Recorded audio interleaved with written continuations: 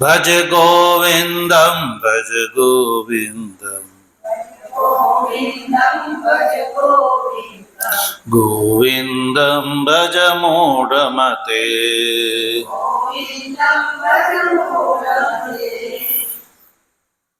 તો તત્વ જિજ્ઞાસુ સજ્જનો ભગવાનની પરમાનુકંપાથી આચાર્ય ભગવત્પાદ ભગવાન શંકરાચાર્યજી દ્વારા કંઈ એક અદ્વૈત તત્વ પ્રતિપાદક કૃતિ સ્તોત્ર કાવ્યમાં આ જે ભજગોવિંદમ એ અતિ મનોહર કાવ્ય છે. ભજગોવિંદમ કહો અથવા મોહ મુદ્ગર કહો, એ બંને એક જ વાત છે. ભાષ્યકાર ભગવાન સ્તોત્રકાર સર્વ મનુષ્યોને ઉદ્દેશને કહે છે કે કાલે સન્નિહિતે સતી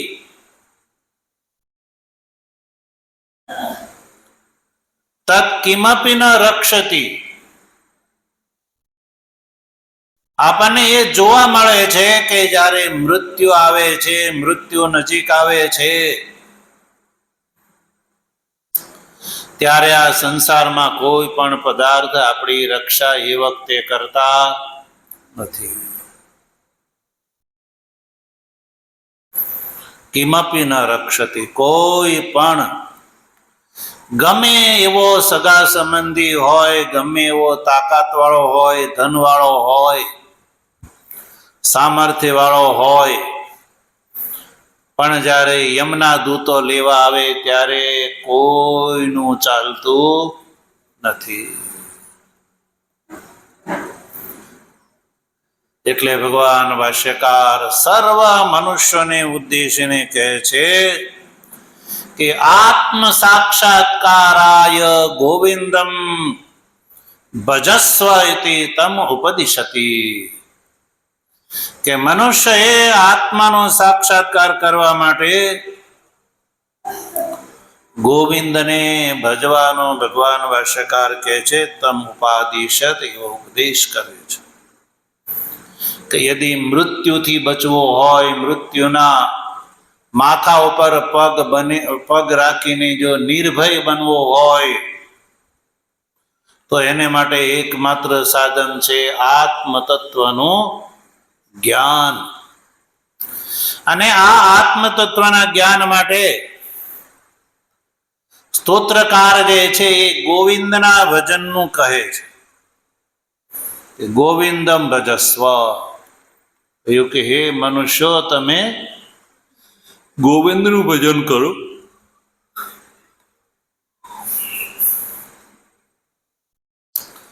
પહેલો શ્લોક મૂકીને પછી ભગવાન ભાષ્યકારે 12 શ્લોકની રચના કરી હતી એવું કહેવાય છે.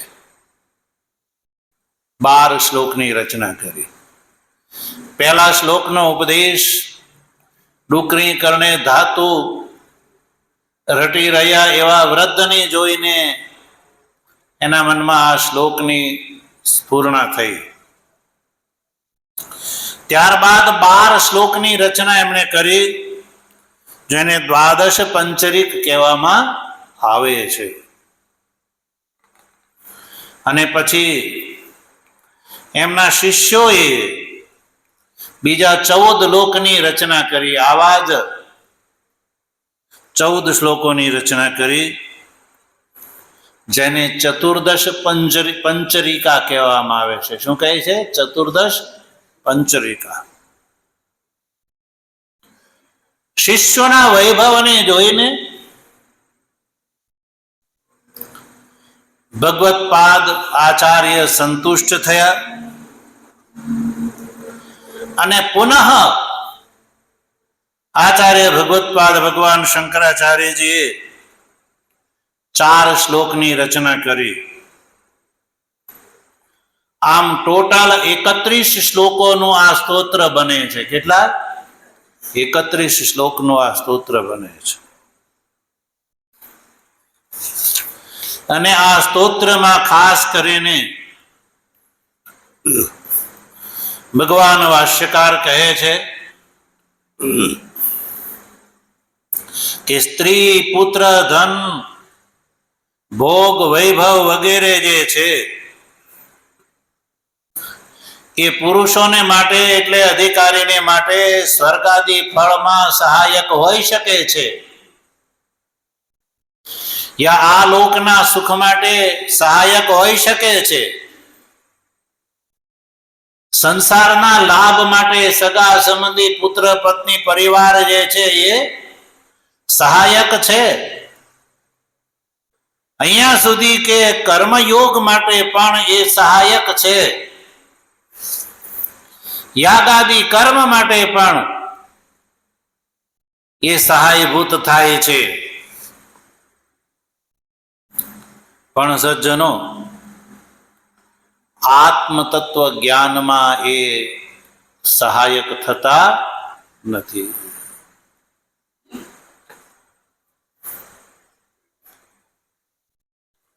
એટલે આત્મતત્વ જ્ઞાન જેને પ્રાપ્ત કરીને આ સંસારના જન્માદી દુઃખોથી જેને છૂટવો છે અને જીવત અવસ્થામાં જ જેને મુક્ત થવું છે, એવા અધિકારીને ધ્યાનમાં રાખીને સ્તોત્રકાર જે છે એ આ સંસારનો ત્યાગ કરવાની વાત કરે છે. અને ત્યાગ ક્યારે થઈ શકે? જ્યારે અધિકારીને સંસારની અંદર અસારત્વનો બોધ થાય ત્યારે. ક્યારે? આ જે દૃશ્યમાન સંસાર છે એ અસાર છે, અનર્થક છે, આવો જ્યાં સુધી બોધ ન થાય ત્યાં સુધી આ જીવ જે છે એ સંસાર અને સંસારના સંબંધીઓને છોડવા તૈયાર થતો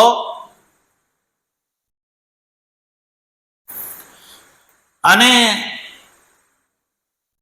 આત્મતત્વના સાક્ષાત્કાર માટે ગોવિંદ પરમાત્માનું અનુસ્યત ધ્યાન કર્તવ્ય જે છે એ આ સ્તોત્રનો પ્રધાન ઉદ્દેશ છે કે ગોવિંદના ભજન થકી એમના સ્વરૂપનો જ્ઞાન થતા જીવ જન્માદિ દુઃખોથી મુક્ત થઈ જાય છે. એટલે ખાસ કરીને સ્તોત્રકાર પ્રથમ શ્લોકમાં એક વાર નહીં પણ 3 વાર કહે છે, ગોવિંદમ ભજ, ગોવિંદમ ભજ, ગોવિંદમ ભજ મૂઢમતે. એટલે નૈરંતર્યનો બોધ કરાવે છે કે ગોવિંદનો તો નિરંતર ભજન કર. 3 વાર જે ગોવિંદના ભજનનો ઉલ્લેખ છે એ શું કહે છે? નિરંતર મનને પરમાત્મામાં રાખવાનો ઉપદેશ આપે છે.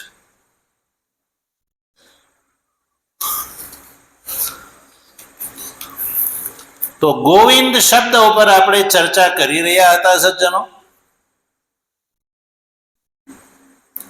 સ્તોત્રકાર ગોવિંદના ભજનની વાત કરે છે. કોણ છે ગોવિંદ? કોઈ અવતાર વિશેષનું નામ છે એ અહીંયા ગ્રાહ્ય છે? તો કે નહીં. ગોવિંદનો અર્થ છે આત્મા. શું છે? આત્મા.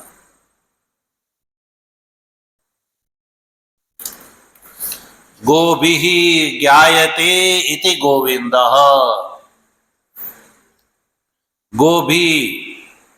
ગોભી વાક્ય વિદ્યતિ જ્ઞાયતિ ઇતિ ગોવિંદ. ઉપનિષદના વાક્યો દ્વારા જે પરમાત્માની વિદ્યમાનતા છે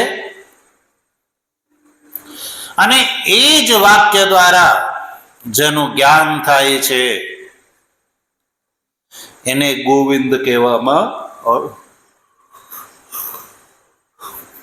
તો સજ્જનો, આત્માના અસ્તિત્વમાં પણ શાસ્ત્ર પ્રમાણ છે. આત્મા છે એમાં પણ શાસ્ત્ર પ્રમાણ છે. અને શાસ્ત્રના રચયિતા પણ પરમાત્મા છે. એટલે સૂત્રકાર ભગવાન શાસ્ત્ર યોનિત્વાત એ અધિકરણમાં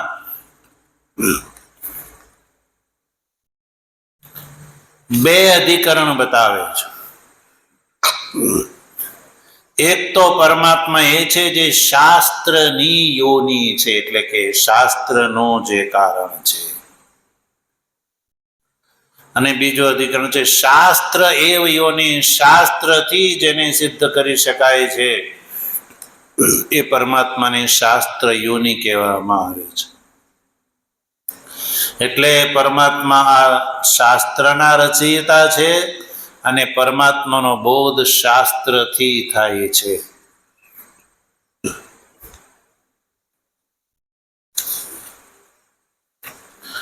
શાસ્ત્ર એટલે વેદાદિ શાસ્ત્ર. વેદાદિ શાસ્ત્ર પરમાત્માથી અતિરિક્ત કોઈનાથી રચી શકાય એમ નથી. અને એ શાસ્ત્રથી જ પરમાત્માનો બોધ થાય છે. તો શાસ્ત્રથી અભિપ્રાય છે ઉપનિષદ વાક્ય. તો સજ્જનો, આત્મતત્વનું જ્ઞાન ઉપનિષદ વાક્યોથી જ સંભવ છે, બીજા કોઈ પણ પ્રકારથી, પ્રમાણથી નહીં.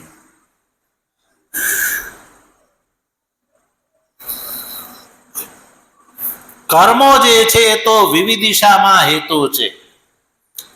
પરમાત્માને જાણવાની ઈચ્છામાં કર્મનો વિનિયોગ છે. એટલે તમે તમ વેદાનું વચનેન બ્રાહ્મણા વિવિધિશંતિ યજ્ઞેન દાનેન તપસા અનાશકેન. એટલે વેદાનું વચનથી અભિપ્રાય છે બ્રહ્મચર્ય આશ્રમ, યજ્ઞેન દાનેનથી અભિપ્રાય છે ગ્રહસ્થ આશ્રમ, તપસા અનાશકથી અભિપ્રાય છે વાનપ્રસ્થ આશ્રમ. આ જે ત્રણ આશ્રમ કર્મ અને ઉપાસના માટે છે. વેદાધ્યયન કર્મ અને ઉપાસના માટે છે. એના નિષ્કામ અનુષ્ઠાનથી પરમાત્માને જાણવાની વિવિધિશા ઈચ્છા ઉત્પન્ન થાય છે. અને જેના મનમાં તત્વ વિશેની જિજ્ઞાસા ઉત્પન્ન થાય છે એને માટે સંન્યાસ આશ્રમ છે. એ સંન્યાસ ગ્રહણ કરીને ગીતા, ઉપનિષદ અને બ્રહ્મસૂત્રોનું શ્રવણ કરવાથી આત્મતત્વનો બોધ થતા એ જીવતા મુક્ત થઈ જાય છે. તો આ પ્રક્રિયા જે છે ભગવાન ભાષ્યકાર આ સ્તોત્રની અંદર બતાવે છે. એટલે મનુષ્યએ 3 વાર ભગવાન ભાષ્યકારના ગોવિંદમ ભજના ઉલ્લેખથી પરમાત્માનું ધ્યાન સ્મરણ જે છે એ નિરંતર કર્તવ્ય છે. એવું નહીં કે ચાલો સવારે ભજશું, સાંજે ભજશું, કાલે ભજશું, એવું નહીં, પણ નિરંતર. કારણ કે આપને ખબર છે કે કાળ સવારે આવવાનો છે, સવારે આવવાનો તો સાંજે ભજી લઈશું, એ ખબર છે. કાળ તો ગમે ત્યારે આવી શકે છે. એટલે કાળ એ વિશ્વસનીય નથી. ગમે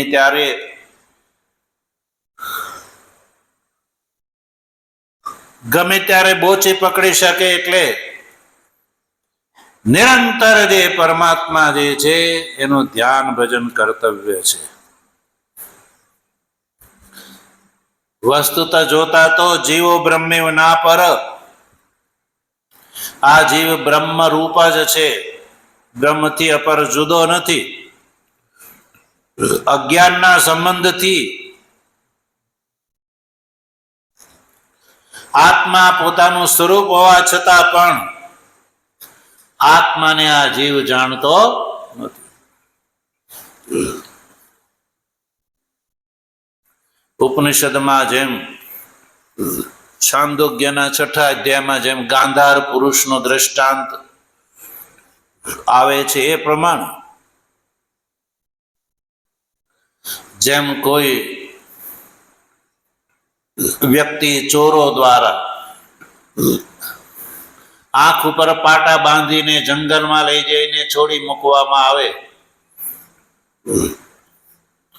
તો એ અભિનદ્ધ ચક્ષુ જે વ્યક્તિ છે એને ખબર છે કે હું કઈ બાજુથી આવ્યો એમ નહીં.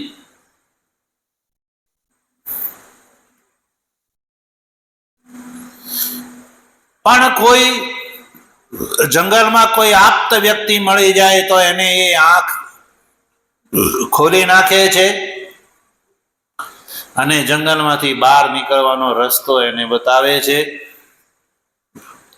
એનો ગાંધાર દેશ કઈ બાજુ છે એ બતાવે છે. એવી રીતે આ સંસાર રૂપી અરણ્યની અંદર આ જીવ જે છે એ મોહ રૂપી પાટો આંખ ઉપર બાંધેલો છે.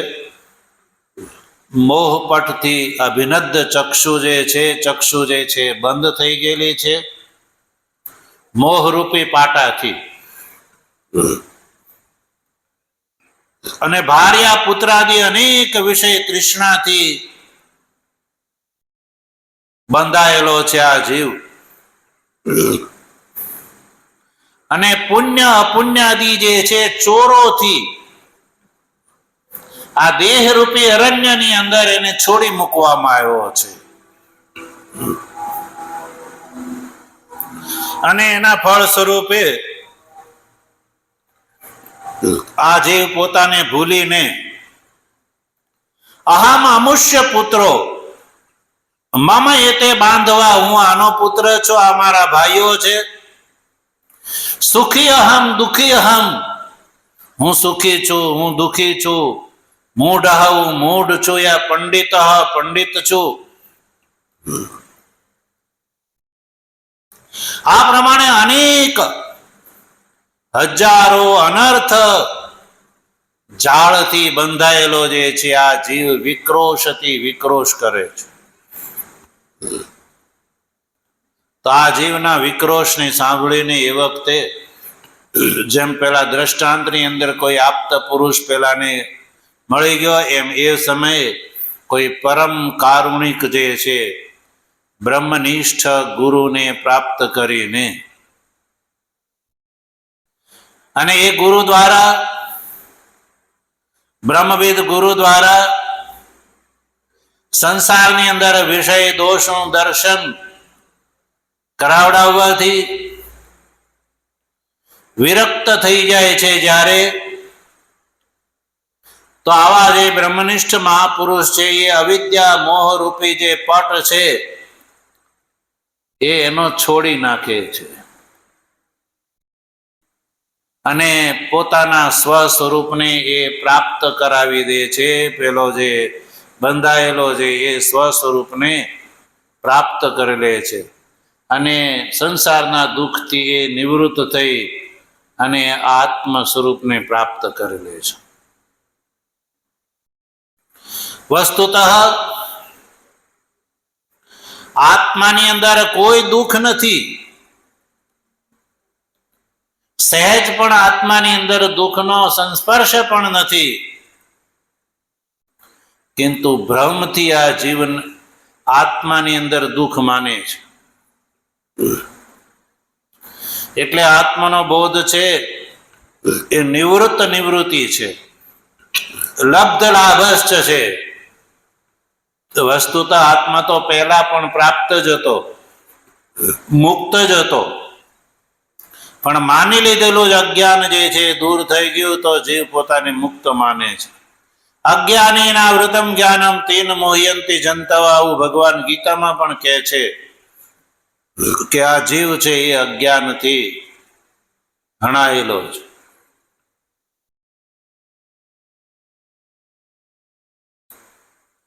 ઉપનિષદો પણ કહે છે હિરણમયેન પાત્રેણ સત્યસ્યાપિ હિતમ મુખમ, હિરણમય પાત્રથી સત્યનું મુખ જે છે ઢંકાણી દઉં છું. આવા અનેક શ્રુતિ સ્મૃતિ વાક્યોથી આ વાતને પ્રકાશિત કરવામાં આવેલી છે. અજ્ઞાનની નિવૃત્તિ જે છે એ આત્મ તત્વના જ્ઞાનથી જ સંભવ છે. સજ્જનો, જ્ઞાનાદ એવ વિમુચ્યતે, આવી અનેક શ્રુતિઓ જે છે એ સદ્યો મોક્ષમાં જ્ઞાનને જ સાક્ષાત કારણ માને છે. એટલે સજ્જનો, અત્યંત મરણ જ્યારે સન્નિહિત પ્રાપ્ત થાય છે, નજીક આવે છે, ત્યારે વ્યાકરણાદિ ઇતર શાસ્ત્રનો અધ્યયન જે છે એ સંસારના મોક્ષ માટે, આ સંસારથી છોડાવવા માટે પર્યાપ્ત નથી. સંસારથી મુક્ત થવા માટે એ પર્યાપ્ત નથી, પણ ગોવિંદનું ભજન એટલે કે આત્મ તત્વનો સાક્ષાત્કાર છે એ જ આ સંસારના દુઃખોથી છોડાવવા વાળું છે. એટલે આ સ્તોત્રમાં ભાષ્યકારે કહ્યું, નહીં નહીં રક્ષતી ડુક્રીય કરણે. એટલે ડુક્રીય કરણે એ ધાતુનું રટણ, ડુક્રીય કરણે એ ધાતુ ઉપલક્ષિત સંપૂર્ણ છે. અધ્યાત્મ શાસ્ત્રથી અતિરિક્ત અન્ય શાસ્ત્રોનું અધ્યયન પણ જીવને સંસારથી છોડાવવા વાળું થતું નથી. એટલે આવા જીવોને ભાષ્યકાર આમાં મૂઢમતી કહે છે. શું કહે છે? મૂઢમતી. મૂઢમતીનો મૂઢમતે કોને કહેવાય? મૂઢમતે. તો મૂઢામતિ યસ્ય સ મૂઢમતિ. મૂઢ છે જેની મતિ, મતિ એટલે બુદ્ધિ, મૂઢ છે જેની બુદ્ધિ, એવા વ્યક્તિને કહેવામાં આવે છે મૂઢમતિ.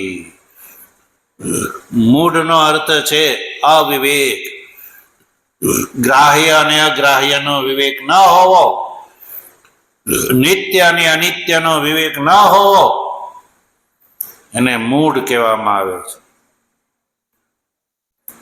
આવા મૂઢ મતિને ઉદ્દેશ કરીને મોહનો પરિત્યાગ કરવાનો સંકેત કરે છે ભાષ્યકાર, અને કહે છે ગોવિંદમ ભજ, ગોવિંદમ ભજ, ગોવિંદમ ભજ મૂઢમતિ.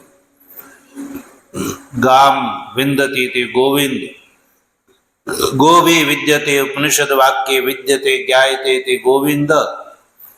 અર્થાત કે ઔપનિષદ પુરુષ એટલે કે આત્મા. તો આત્માનું ભજન કર, આત્માનું સ્મરણ, આત્મ તત્વને પ્રાપ્ત તું કર્યો. જ્યાં સુધી સજ્જનો આત્મ તત્વનો બોધ નથી થતો ત્યાં સુધી જન્માદિ દુઃખોની નિવૃત્તિ સંભવ નથી. તો આ રીતે આ પ્રથમ શ્લોક જે છે એમાં ભગવાન ભાષ્યકાર જે મનુષ્યને ઉપદેશ આપ્યો, અને ભાષ્યકારનો જે આ શ્લોક પ્રત્યેનો જે આશય છે એ આશયને આપણે ઊંડાણપૂર્વક સમજ્યા. 3 દિવસથી આપણે આ શ્લોકનો વિચાર કરી રહ્યા છીએ. ત્યારબાદ ભગવાન ભાષ્યકાર આગળના શ્લોકમાં કાળનું સ્વરૂપ બતાવે છે. કાળ જે નજીક જ છે. કાળ એટલે કોઈ વ્યક્તિ વિશેષ નહીં કે ભાઈ આકાશ પાતાળમાં રહેતો હશે ને ત્યાંથી આવતો હશે. આપણું આ શરીર જે છે એ કાળથી ઘેરાયેલું છે. કાળ જે છે એ આપણા શરીરને ગળી રહ્યો છે. કેવી રીતે ગળી રહ્યો છે? આયુષ્યને ગળી રહ્યો છે. તો કાળ એટલે શું ભાઈ? તો કાળનું સ્વરૂપ જે છે એ આગળના શ્લોકમાં બતાવે છે. જો એટલે કોઈને ભ્રાંતિ એવી ના રહી જાય કે એ કાળ કઈક દૂરથી આવતો હશે એટલે એને આપણે કઈક ખો આપી દઈએ ને બીજાને ત્યાં મોકલી દઈએ તો એવું સંભવ. આપણું આ શરીર કાળથી ઘેરાયેલું છે. એની આયુષ્ય નિશ્ચિત છે. રોજ 24 કલાક થતા આપણા જીવનમાંથી દિવસ રાત ઓછા થાય છે. તો કાળનું સ્વરૂપ જો બીજા શ્લોકમાં બતાવે છે, આપણે એનું કેવલ ઉચ્ચારણ કરી લઈએ, પછી એનો વિચાર આપણે આવતીકાલે કરીશું. દિનમપિ રજની સાયં પ્રાતઃ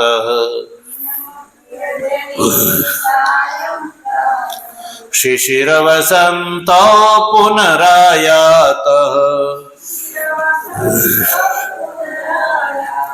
કાલઃ ક્રીડતિ ગચ્છત્યાયુઃ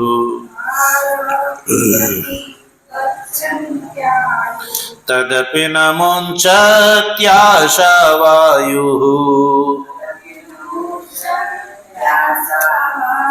ભજ ગોવિંદમ ભજ ગોવિંદમ ગોવિંદમ ભજ મૂઢમતે. તો આમાં જે પ્રથમ શ્લોકમાં કહ્યું ને, કાલે સન્નિહિતે પ્રાપ્તે, કાળ જ્યારે નજીક આવશે ત્યારે આત્મ તત્વના જ્ઞાનથી અતિરિક્ત કોઈ પણ ઉપાય એવો નથી કે જે કાળથી છોડાવે. એટલે કાળનું સ્વરૂપ આમાં બતાવ્યું. શું સ્વરૂપ છે એનો વિચાર આવતીકાલે કરીશું. ઓમ પૂર્ણમદઃ પૂર્ણમિદં પૂર્ણાત પૂર્ણમુદચ્યતે પૂર્ણસ્ય પૂર્ણમાદાય પૂર્ણમેવાવશિષ્યતે. ઓમ શાંતિ શાંતિ શાંતિ. શંકરં શંકરાચાર્યં કેશવં બાદરાયણં સૂત્રભાષ્ય કૃતૌ વંદે ભગવन्तૌ પુનઃ પુનઃ. ઈશ્વરો ગુરુરાત્મેતિ મૂર્તિભેદ વિભાગિને વ્યોમવદ્વ્યાપ્ત દેહાય દક્ષિણામૂર્તયે નમઃ. ઓમ શાંતિ શાંતિ શાંતિ. સચ્ચિદાનંદ માધવાનંદ સચ્ચિદાનંદ માધવાનંદ સચ્ચિદાનંદ